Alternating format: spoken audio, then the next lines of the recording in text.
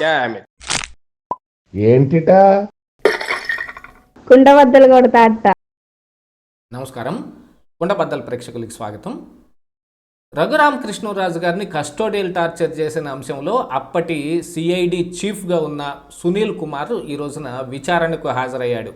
అదే కేసు మీద గతంలో విజయపాల్ కానీ తులసిబాబు కానీ అరెస్ట్ జరిగింది. ప్రభావతి మరి ముందస్తు బెయిల్ తెచ్చుకోవటం మూలాన విచారణ మాత్రమే చేశారు. కానీ ఇప్పుడు మరి సిఐడి సునీల్ కుమార్ని ఈ రోజున విచారణ చేస్తూ ఉన్నారు.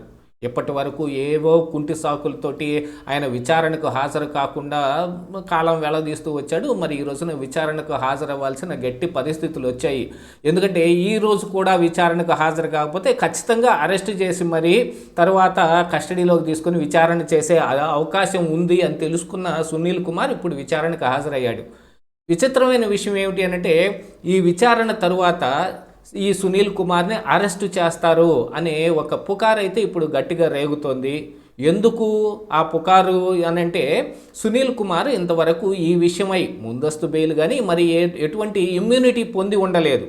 కాబట్టి విచారణ తరువాత A1గా ఉన్నాడు కాబట్టి సునీల్ కుమార్ని గతంలోనే విజయపాల్ని తులసిబాబుని ఈ అంశం మీద అరెస్టు చేశారు. కాబట్టి ఈయన అరెస్టు కూడా ఖచ్చితంగా ఉండే అవకాశం ఉంది అనేది ఈ రోజున ప్రజల్లో జరుగుతున్న చర్చ.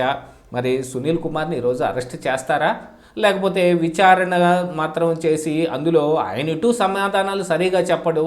మరి గతంలోనే విజయపాల్ కూడా మీరెవరు నన్ను ప్రశ్నించటానికి అని విచారణాధికారినే ఎదురు తిరిగి ప్రశ్నించాడు. నా ర్యాంక్ ఇది, నన్ను విచారణ చేయాలంటే నాకంటే పైన డీజీపీ వచ్చో ఇంకెవరో విచారణ చేయాలి తప్ప నువ్వెవరు చేయటానికి అన్నాడు. అయినా ఆయన్ని విచారణ వాళ్లే చేశారు.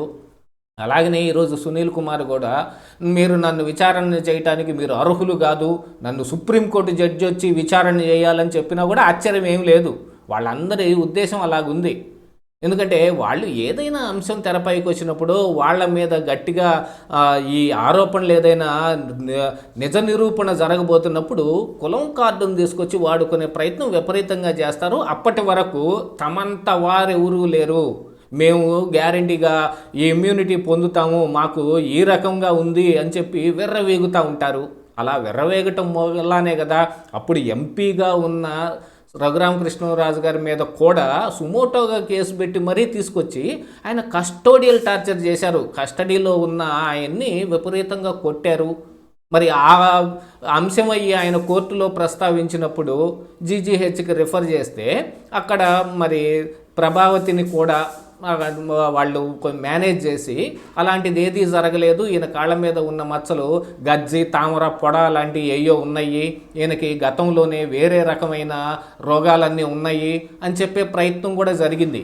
కానీ పట్టు వదలని విక్రమార్కుల్లాగా రఘురామకృష్ణరాజు కూడా మరి సికింద్రాబాద్లో మిలిటరీ హాస్పిటల్కి రిఫర్ చేయించుకొని వెళ్తే అక్కడ చిటికిన వేల్లో బోన్ ఫ్రాక్చర్ అయిందనే విషయం కూడా బయటపడింది. ఇక ఆ దెబ్బతోటి వీళ్ళందరికీ ఫిలమెంట్లు అవుట్. కాకపోతే ఆ సమయంలో టీటీడీ ఈఓగా ఉన్న ధర్మారెడ్డిని రంగంలోకి దింపి మిలిటరీ హాస్పిటల్లో డాక్టర్ని మేనేజ్ చేయడానికి సికింద్రాబాద్ పంపించిన విషయం కూడా అప్పుడు బాగా ప్రచారం జరిగింది.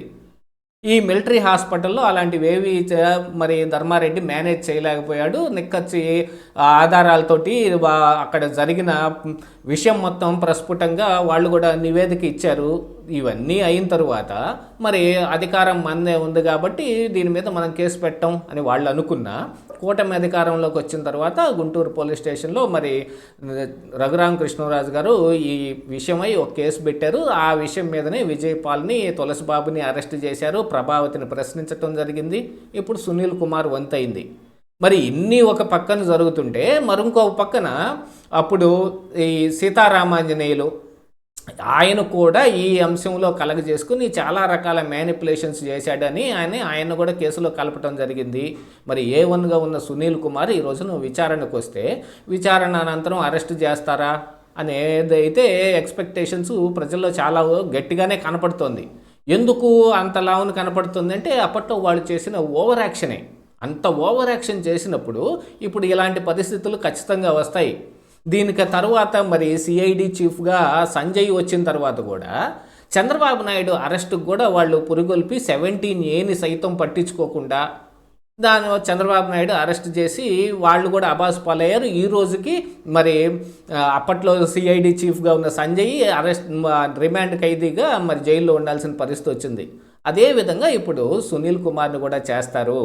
కాబట్టి సునీల్ కుమార్ కూడా గత నెల రోజులుగా చూసామంటే ఆయన కొంత ఉద్రేకపూరితమైన కొన్ని వ్యాఖ్యలు చేయటం కానీ, మరి డిఓపిటికి రఘురామకృష్ణరాజు లేఖ రాసి ఆయన మళ్ళీ ఈ విషయమై విచారణకు ఆదేశించాలని ఆయన కోరుకోవటం కానీ, సునీల్ కుమార్ మీద గతంలో కూడా ఈ డిఓపిటి నుంచి విచారణ చేయమని అప్పుడు ప్రభుత్వంలో ఉన్న జగన్మోహన్ రెడ్డి ప్రభుత్వానికి సిఎస్గా ఉన్న జవహర్ రెడ్డికి కూడా కొన్ని ఆదేశాలు వచ్చినప్పటికీ దాని మీద ఏ విషయం తేల్చలేదు.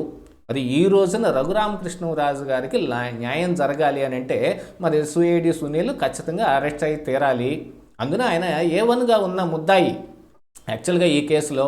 మరి అలాంటి వ్యక్తి అరెస్టు కాకుండా ఊరకు తూతూ మంత్రంగా మరి తులసిబాబునో లేకపోతే విజయపాల్నో అరెస్ట్ చేస్తే ఇందులో పెద్దగా సాధించేది ఏం లేదు. యాక్చువల్గా ఈ కేసుని ప్రస్ఫుటంగా తేల్చాలి అని అంటే కనుక మరి సునీల్ కుమార్నే గట్టిగా పట్టుకోవాల్సిన అవసరం ఉంది. దాంతోపాటుగా ఆయనకి ముందస్తు బెయిల్ కూడా ఏం లేదు. కాకపోతే గతంలో మనం చూసామనంటే ఈ కాదంబరి జత్వానీ కేసులో కూడా అందరూ బెయిల్ పొందినప్పటికీ సీతారామాంజనేయులు బెయిల్ పొందకుండా ఉంటే ఆ విషయం కోర్టే ప్రస్ఫుటంగా చెప్పింది. మరి అందులో A3 గాను A4 గాను ఉన్న వాళ్ళకే మీరు బెయిల్ నిరాకరించండి, వాళ్ళని అరెస్ట్ చేయాలి అని అంటే మరి A1గా ఉన్న సీతారామాంజనేయులు బెయిల్ పొందలేదు ఉంది కదా, మరి ఆయన్ని మీరు అరెస్ట్ చేయలేదే అని కూడా ప్రశ్నించారు. ఆ తర్వాత సీతారామాంజనేయులు అరెస్ట్ జరగటం, ఆయన కూడా కొన్నాళ్ళు కారాగార వాసం చేసి రావటం జరిగింది. ఇలాంటివన్నీ జరగకపోతే వీళ్ళకి ఆత్మవిశ్వాసం పెరిగిపోయి ఇంకా ఎక్కువగా ప్రయత్నాలు చేస్తూ ఉంటారు. వేరే రకమైన దారులు కూడా తొక్కే అవకాశం ఉంది.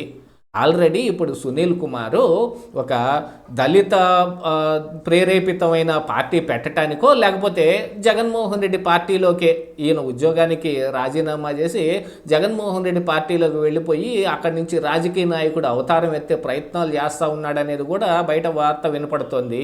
ఇలాంటి వాటన్నిటిని నిలువరింప చెయ్యాలి అని అంటే కనుక, ఎందుకంటే మరి తొండ ముదిరితే ఊసర వెళ్ళి అవుతుందన్నట్టు ఇలాంటి ఒక కరప్టెడ్ అధికారి రాజకీయాల్లోకి వస్తే ఇంకా ఎంత పెద్ద కరప్షన్ చేస్తాడు, దాన్ని కూడా దృష్టిలో పెట్టుకోవాలి. కానీ కూటమి మీద ఈ రోజున చాలా ప్రెషర్ కూడా వస్తుంది. జగన్మోహన్ రెడ్డి అరెస్టు విషయం అయితే కానీ, సునీల్ కుమార్ అరెస్టు విషయం అయితే కానీ, గతంలో మరి సీతారామాంజనేయులు సంజయ్ అరెస్టులు అయితే జరిగాయి. ఇవి కాకుండా రాజకీయ నాయకులుగా ఉన్న వల్లభనేని వంశీ అరెస్టు జరిగింది. ఇంకా కొడాలి నానిని అరెస్ట్ చేయలేదు, ఆర్కే రోజాని అరెస్ట్ చేయలేదని ఇంకా అసంతృప్తితోటే ఉన్నారు. ఈ అసంతృప్తి ఇలాగా పెరిగి పెరిగి పెద్దదై కూటమి మీద వ్యతిరేక భావన, సొంత పక్షంలోనే వ్యతిరేక భావన వచ్చే విధంగా కాకుండా అరెస్టు చేస్తారు అనే వార్త అయితే గట్టిగా వినపడుతోంది. మరి సునీల్ కుమార్ అరెస్టు అవుతుందా లేదా అనేది మరికొన్ని గంటల్లోనే తేలిపోయే అవకాశం మెండుగా ఉంది. ఇదే ఈరోజు కుండబద్దలు.